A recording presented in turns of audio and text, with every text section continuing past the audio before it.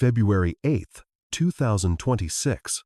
The British monarchy faced a massive shock this week due to a bombshell disclosure that could completely overhaul how the Crown handles child custody, going far beyond just Prince Harry's personal affairs.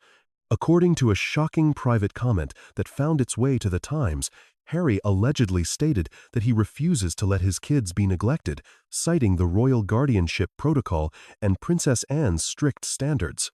He spoke with an intensity and certainty that hasn't been witnessed since he stepped back from his official role in 2020. This remark has sparked intense rumors regarding the fate of his marriage, the well-being of his kids, and the looming legal battle brewing within the palace walls. His words arrive just as his relationship with Meghan Markle seems to be completely falling apart. Journalists covering the monarchy point out that Harry has never before mentioned this specific custody rule in public. It is an obscure legal measure that grants the palace the power to step in if a royal child's safety, mental health, or heritage is at risk. Sources claim Harry sounded steady yet determined, suggesting he has split from Meghan and is now working closely with top family members like Princess Anne, Prince Edward, and Queen Camilla.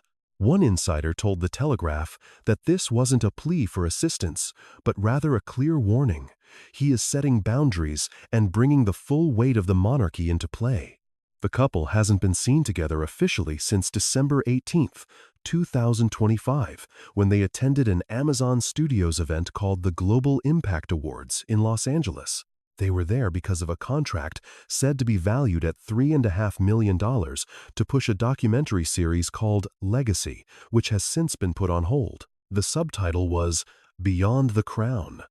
Several guests noted the mood was thick with tension. Harry dodged the media while Meghan seemed unfocused. A Hollywood insider remarked that they didn't look like partners championing a mission. Instead, they appeared to be merely fulfilling a contractual duty. Barely 6 weeks after that, Harry's use of the custody protocol essentially proves the rumors true. Their marriage is collapsing. Sources in the Los Angeles court system report that Harry has hired Laura Wasser, a top-tier California divorce lawyer known for managing intense custody fights for stars like Kim Kardashian and Johnny Depp. He supposedly started the legal process during the last week of January 2026, asking for full custody of Archie and Lilibet. The core allegation is severe. The claim states that Meghan Markle neglected her role as a mother to focus on business deals in Dubai and Doha.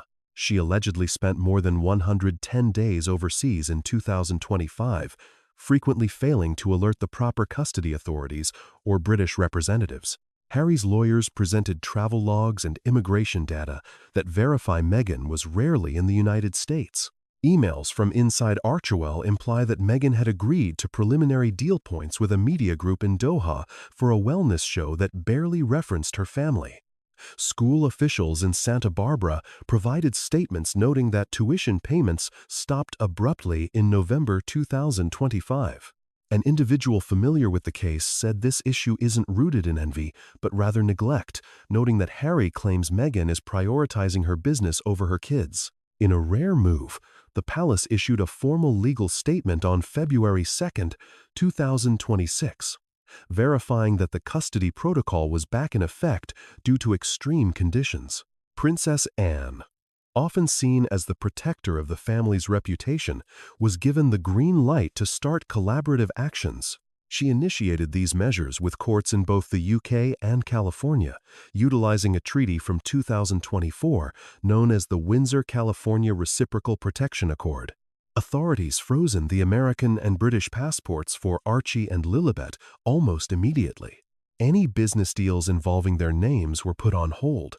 A statement from the palace declared that the monarchy won't allow its youngest members to be turned into profit-making stories. From February 4th through the 6th, Prince Edward oversaw a quiet security operation. The kids were moved to a secure location, rumored to be Wolverton Cottage on the Sandringham grounds. One staff member explained that the intention was to provide stability rather than concealment. They are currently being watched around the clock in 4-hour shifts, receiving support from a specialist at the Royal Pediatric Trust while cut off from most outside communication. Shocking the local school community in California, Harry formally pulled both kids out of the Santa Barbara Prep Academy. On February 2nd, news outlets highlighted that school fees were significantly behind schedule, hinting at money troubles and a disorganized home life. Between February 1st and 7th, Meghan allegedly tried reaching the kids several times, but every call was sent to legal intermediaries. Harry's lawyers maintained that she could not speak to them unless both his attorney and the welfare case manager gave the okay. A source within the palace called the decision heartbreaking yet unavoidable. They clarified it wasn't about punishing anyone, but rather keeping things under control. The palace legal office released a short, 42-word statement exactly at 7:13 in the morning, Greenwich Mean Time. It stated that the Duke of Sussex, Prince Harry, had officially filed a joint petition regarding the protective custody of minors, claiming a violation of the Windsor Agreements and asking for a swift evaluation under the 2025 Royal Minor Protections Act. The paperwork included a signature that hadn't been seen on official documents in quite some time. It read, "His Royal Highness, Prince Henry Charles Albert David," leaving royal watchers stunned. Following years of subtle digs and playing the victim in the press, Harry finally reached his breaking point and changed sides. His lawyers added another document to the High Court case, backed by a private folder of witness statements and voice recordings from their Montecito home. A brief given to the child welfare team indicates Harry listed 7 times over the last 4 months when Meghan cut him out of choices about the kids' education, media appearances, and trips abroad. One specific instance really grabbed attention. Back on January 12, 2026, Meghan reportedly signed a letter intending to pull the kids out of the California Day Preparatory Academy without getting Harry to sign off on it. Stapled to that same paperwork was an inquiry about transferring to a customized, media-savvy school in Dubai, which set off immediate alarms back at the palace. In her note, Meghan justified the move by citing geostrategic visibility and the need to keep their brand consistent. 48 hours later, Harry shot a text to Princess Anne. That message is now a matter of historical record. "I honestly don't know how to put the brakes on this anymore. If I sit on my hands, my kids are going to turn into marketing platforms. I'd rather be despised for shielding them than adored for turning a blind eye." That raw, emotional confession is what kicked Princess Anne into gear to schedule an emergency meeting with the Lord Chamberlain, Lady Louise, Duchess Sophie, and the King's private secretary. The plan? Trigger Clause 8 of the Custodial Independence Statute, a rarely used rule that gives the Crown emergency power.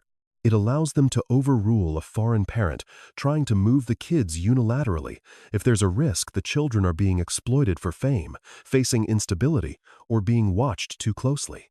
Privately, Harry provided a timeline to back up his story. Here is what the official royal archives have verified from their internal files. Asterisk. October 2025. Meghan allegedly set up a photo shoot for Lilibet with a high-end skincare sponsor in Los Angeles without running it by Harry first. Then, in November 2025, Archie showed up in a sponsored holiday video that Meghan's PR team posted online. Harry was completely in the dark about it and was said to be crushed. Fast forward to December 2025. Meghan bought plane tickets to Abu Dhabi, planning to have the kids attend a royal-themed gala, totally ignoring the travel notifications required by the Windsor Accord. By January 2026, Harry's time with the kids was cut down to just 2 video chats a week, with a publicist sitting in the room the whole time. When you look at all these moves together, it paints a dark picture not just of a couple drifting apart, but of a calculated effort to shut him out. The palace's legal team concluded that Meghan was treating the children's royal connections like they were business equity. Even worse, they claimed her team asked to use AI to generate fake family videos using the kids' likenesses without getting a green light from Harry or the Crown. By February 8, 2026, the momentum had completely shifted. Harry officially agreed to Princess Anne's proposal to move temporarily to Grey House, a secure property in Windsor's high protection zone meant for at-risk royal minors. Even though the kids hadn't arrived yet, the logistics were in motion, and the message it sent was massive. Meghan's team didn't take it well. In a leaked audio clip thought to be recorded right after the Grey House deal, you can hear Meghan venting. "They've manipulated him. Anne is brainwashing him, and if they think they're taking my babies, they'll have to destroy me first." Harry didn't flinch, though. For the first time in 2 years, his public appearance said everything that needed to be said. On February 9th, he showed up unannounced at Clarence House, entering through the Sovereign's wing instead of the Sussex courtyard, and the cameras caught it all. No Netflix crew, no ACCUSES logos, just Harry in a black coat, holding a briefcase and a stuffed Paddington bear, Lilibet's favorite toy. People caught the symbolism immediately, and the next line in his official statement hit even harder. "My wife once told me that royalty is a trap. But maybe it's worse when children are used as keys to unlock someone else's brand. That isn't love, that's leverage." That sentence rang out like a bell across the Atlantic, sounding like the start of a serious reckoning for Meghan Markle, in a twist that sent shockwaves through courthouses in both California and London. Prince Harry filed an emergency petition on February 9, 2026, in Santa Barbara. The document, titled Declaration of Protective Intent for Minor Heirs of the House of Windsor, wasn't just a custody request. It was a line in the sand. In a 47-page filing submitted by his lawyer Miles Armitage, Harry laid out growing fears about Meghan Markle's behavior. He cited her abandoning maternal duties, prioritizing financial deals in the Middle East over childcare, and a noticeable emotional distance in the home. The most damaging piece of evidence was a confidential letter from a former Montessori teacher stating Lilibet had asked if her mommy had a new family waiting in Dubai. The petition didn't ask for full legal custody right off the bat. Instead, Harry wanted a structured institutional guardianship transition, citing the 2022 Windsor Accord. That clause lets the royal family take over the education and welfare of minor heirs during messy divorces, international moves, or PR crises. Dropping that reference set off alarm bells for lawyers and royals everywhere. But for the palace, they weren't surprised. They took it as confirmation. Multiple insiders confirmed that Princess Anne, leading the Royal Custodial Oversight Committee, had seen this coming. She had predicted this months ago and had quietly put together a legal framework they internally called Protocol St. George. This protocol laid out plans for dual guardianship, getting British courts to recognize the claims, and backup plans for worst-case scenarios. It covered everything from custody battles across the ocean to parents becoming incapacitated due to emotional or reputational meltdowns. When Prince William heard about the filing, he called a private strategy session at Clarence House with Catherine, the Duchess of Cornwall and Cambridge, and the Lord President. That meeting wrapped up with 2 major decisions. First, Princess Catherine got the green light to release a statement confirming her close bond with Archie and Lilibet, saying she was ready to step in as a guardian if needed. Second, William was set to use the temporary sovereign authority granted to him. King Charles gave the green light back in December for a formal council request sent straight to the British Embassy in Washington, D.C. They were asking for initial security coverage for the Windsor heirs currently living out in California. That specific move put the UK Foreign Office in a pretty tough spot diplomatically.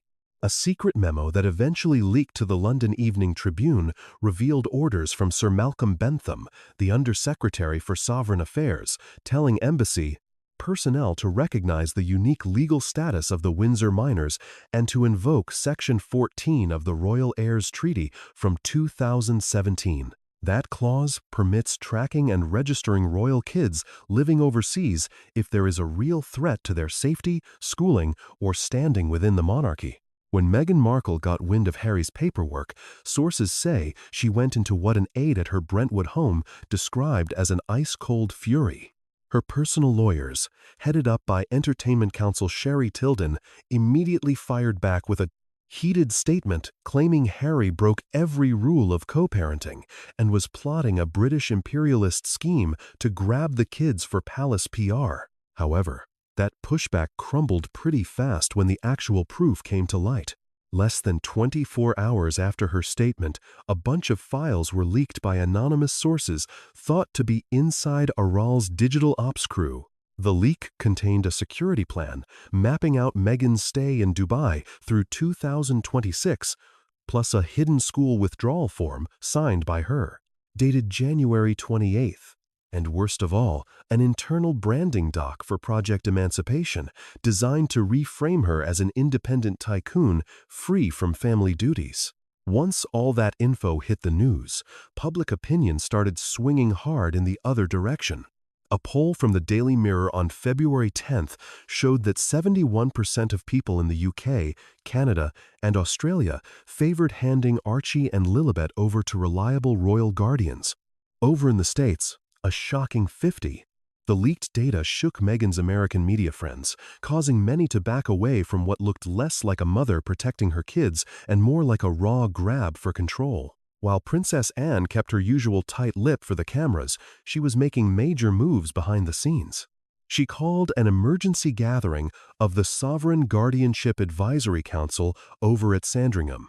That meeting produced two big results: a green light for the Crown to submit a formal legal opinion in Harry's case, and a signed-off plan for schooling in the United Kingdom designed specifically for where the kids are at developmentally. Lady Louise Windsor, stepping up as Anne's private secretary for international youth matters, was quietly sent across the pond to compile a dossier called Windsor Heirs Under Duress, a transatlantic safeguarding review. Insiders verified that Louise, who had bonded with Lilibet during previous family getaways, would also act as the go-between if emergency visits got approved. With the court documents stacking up and the world watching closer than ever, one big question was on everyone's mind. Was this just a custody brawl, or the start of a total shift in the Windsor legacy?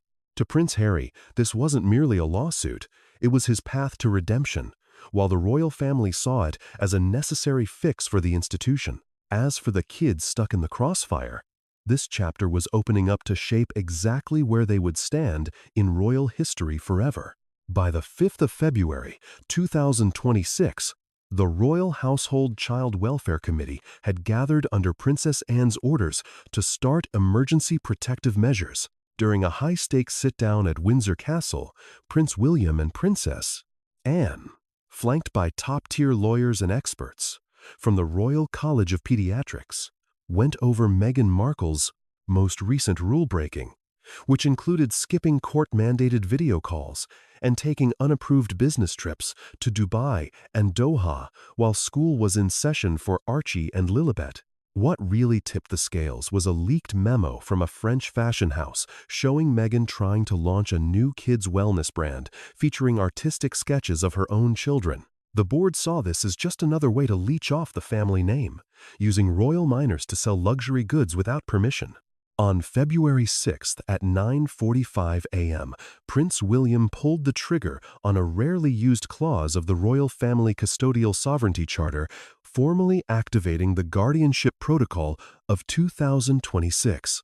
This order put Archie and Lilibet immediately under the joint care of the Crown, specifically naming William, Catherine, and Princess Anne, effectively lasting until their 18th birthdays or until a complete mental and legal assessment could be finished. The paperwork was stamped and certified by the Royal Court of Clerks before being sent through diplomatic channels to American officials via the British consulate in Los Angeles. The fallout happened instantly. Meghan, who had just touched down in Los Angeles for a scheduled Vogue interview, got word on her way to the studio that her visitation rights were on hold pending a review. Paparazzi snapped her reaction, which went from clear panic to shock and finally to visible fury. While Meghan's camp claimed the palace was going too far, legal experts pointed out that her pattern of failure to comply, erratic travel habits, and monetizing the children effectively nullified several earlier custody protections under the Windsor Accord. At the same time, the waiver Harry signed back in January, giving up sole custody to fast-track the divorce, was used as additional legal justification to trigger the protocol. While it wasn't a complete disavowal, it definitely undercut Meghan's leverage. She was no longer the only guardian on paper, and her actions were increasingly viewed as violating the ethical and legal terms agreed upon after the exit in early 2020. As for the kids, they stayed at a secret spot in the UK, reportedly under tight security and watched over by the Crown's pediatric team. Catherine was spotted visiting a children's therapy center in Windsor, sparking rumors that the young royals were getting settled into regular counseling and schooling. The public reaction was split down the middle. Some outlets blasted the move as cruel, while others applauded it as long overdue. A trio of child psychology experts penned a collective article backing the monarchy's move, highlighting the severe mental toll on the kids, who were trapped between warring public stories and treated like marketing tools by a parent. The internet caught fire with hot takes. One smash-hit comment read, "These are human beings, not fashion props." Thank goodness the palace intervened. A dissenter shot back, "William is just dressing up a coup as kindness." Even so, Harry's total lack of response spoke volumes. He had not stepped in front of a camera or microphone since that podcast tape leaked back in January. Gossip swirled that he had checked himself into a psychiatric clinic, while other theories placed him in Scotland, getting his head straight under his Aunt Anne's supervision. Regardless of his location, he had stopped championing Meghan's decisions and lost his say in the daily lives of Archie and Lilibet. With the press watching her every move and access to her kids cut off, Meghan pivoted to a new game plan. She lodged an initial plea in the California family courts, trying to halt the execution of any British guardianship mandates. However, attorneys noted immediately that standard local laws rarely apply to dual-citizen minors bound by diplomatic treaties and high-level security clearance. The Bureau regarding International Family Legal Cooperation, having already processed the palace's paperwork, verified that this matter fell under a unique, hybrid legal framework. Consequently, Meghan's probability of regaining authority through standard legal channels dropped to basically zero. That same week delivered a crushing hit when Paris Fashion Week formally pulled Meghan's invitation, pointing to the swirling drama and bad PR risks. She was not just missing from the guest list, she was totally shut out. Vogue, Chanel, and 3 other major labels initiated quiet boycotts, while a leaked text thread between 2 design chiefs called her toxic and a danger to their brands. The tag "bad mother for profit" went viral worldwide. As the globe looked on and the Crown stood its ground, Meghan Markle faced total isolation for the first time since leaving the UK. February 2026 took a grim turn as the powerful establishment acted swiftly to save what it viewed as a threatened royal heritage. Following the alarming news that Meghan secretly tried to pull Archie and Lilibet out of legal reach, the royal household, supported by Crown lawyers, triggered the Windsor Protocol for emergency custodial supervision. Prince William, armed with constitutional power gifted by King Charles weeks earlier, spearheaded the operation. A classified notice arrived at Meghan's Los Angeles legal counsel, stating that taking the kids across borders without written palace permission violated the Windsor Agreement. It cited Section 3 of Article 7, declaring that no descendant of the Windsor line can move their main residence outside Commonwealth Watch without telling the sovereign. Meghan's lawyers laughed off the memo as outdated colonial nonsense with no power in California, but the palace's follow-up maneuver caught them completely off guard. They filed a British-American Joint Custody Intervention Order, a rare but binding rule from the Cold War era designed to stop the kidnapping of diplomats' kids. This paperwork hit the courts in London and Washington, D.C. at the exact same moment.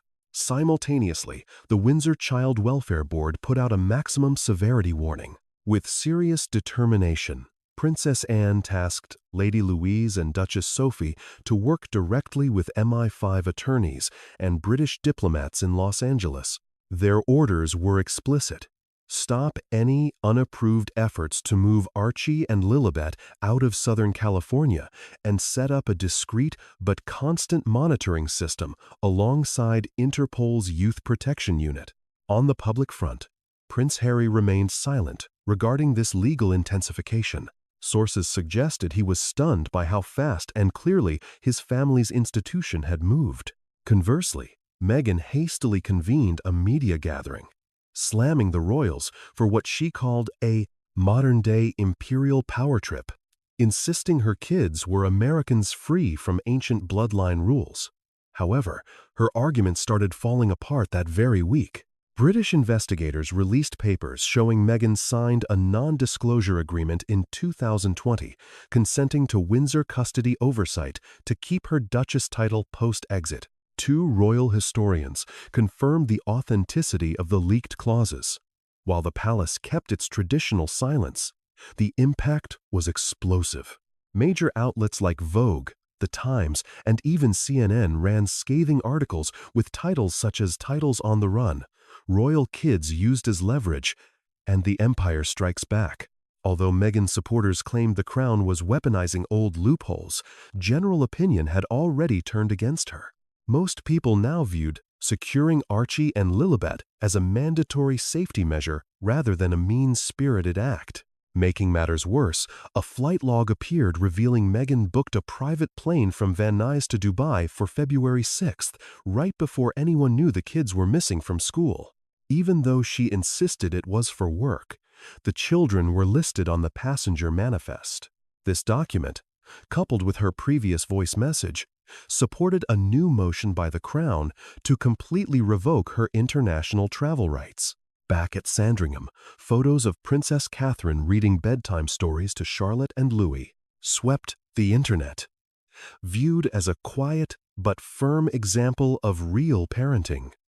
Meanwhile, in Montecito, the boundary was set. The Crown refused to budge, and Meghan Markle realized she was no longer fighting a broken family, but an impenetrable stronghold. By the morning of February 10, 2026, the full force of the institution crashed down on Prince Harry and the ruins of his partnership with Meghan. The drama of the prior 9 days, including the shocking leaks, the Saudi files, the exposed contracts, and the public outcry had not only destroyed the post-exit image the Sussexes built, but also marked a permanent point of no return. Under the looming stone walls of Windsor Castle's North Terrace, the highest-ranking royals gathered for a definitive summit as dawn broke that morning. Princess Anne took the lead, operating as Lord High Chancellor, while Prince William flanked her, stepping in as the acting monarch for the occasion. Despite strict doctor's orders, King Charles dialed in through an encrypted video feed to witness the event. With the Privy Council, legal teams, and constitutional advisors watching, the clock hit 9 in the morning Greenwich Mean Time. Anne broke the seal on the Sussex Protocols, formerly known as the Instrument of Total Disassociation and Disinheritance, and began to read. Endorsed by the King, confirmed by William, and backed by top officials, this paperwork represented a permanent, ironclad decree. It outlined 6 non-negotiable terms, starting with the complete stripping of rank. Every single title, style, and perk belonging to Prince Harry, Meghan Markle, and their offspring was officially erased forever. The order rested on the Sovereign Titles Act of 1842 and the Succession Reform Protocols of 2024, triggering a hidden clause left by Queen Elizabeth II in 2021. The Crown nullified any rights for Harry or his line to claim royal estates, financial trusts, or ceremonial honors, covering both Windsor and Spencer assets. Next came a custodial override, authorized by the Child Welfare section of the Windsor Accords. Control regarding the education and well-being of Archie and Lilibet shifted to a designated royal guardian, a role instantly assigned to Duchess Sophie of Edinburgh. Regarding the breach of trust, the decree authorized lawsuits against the Archewell Foundation, alleging fraud, cooked books, and illegal use of the royal crest. The UK Charities Commission and the Privy Seal were tasked with managing the immediate shutdown. Then came the transparency clause, giving the palace the green light to publish evidence, video, and facts to defend the crown's standing. This effectively killed the long-standing strategy of silence when dealing with Sussex allegations. Lastly, the sunset mandate gave Prince Harry exactly 30 days to scrub his old titles from every website, contract, and business venture. Ignoring this deadline would result in frozen bank accounts and lawsuits across both American and British jurisdictions. As Anne concluded, a heavy silence filled the room. Prince William inked his signature on the last page, declaring grimly, "The time for special treatment has passed. Now we restore order." By 12 o'clock, the press release went live, carrying a tone that was surgical, emotionless, and undeniably serious. His Majesty, advised by the council and legal scholars, has executed a total and permanent separation from Henry Charles Albert David Windsor, severing all ties. The crown endures as a pillar of responsibility, integrity, and service. We will not waver on these values. Within 10 minutes, the announcement was trending globally. From Los Angeles to Lagos, Delhi to Dubai, broadcasters covered the absolute finality of the move, while the internet exploded with hot takes. Supporters cheered the crown's backbone, while critics mourned the family breakdown. Yet, historians and experts agreed on one thing: nothing like this had ever happened before. Even the historic abdication crisis hadn't cut ties this deeply or publicly. Meghan Markle, rumored to be in Dubai, remained completely silent online. Her publicists released a generic comment focused on healing and privacy. At the same time, Prince Harry was seen in a VIP lounge at Heathrow Airport, looking ashen and tight-lipped, gripping an old leather satchel. Rumors suggest he won't be flying back to the States until the custody battle is settled. Later that night, Princess Anne uploaded a rare, direct address to the royal YouTube page, wearing her full military dress. Looking straight into the lens, she stated, "To protect the country, the children, and the dignity of the institution, we had to take this path. We refuse to let our legacy be defined by manipulation or neglect. Service to the crown is bigger than personal drama. It is unshakable. It lasts." Her delivery was steady, her gaze unblinking. It was the monarchy's closing argument. For the Sussex couple, the doors were locked. There would be no second chances, just a long, difficult path of facing the fallout.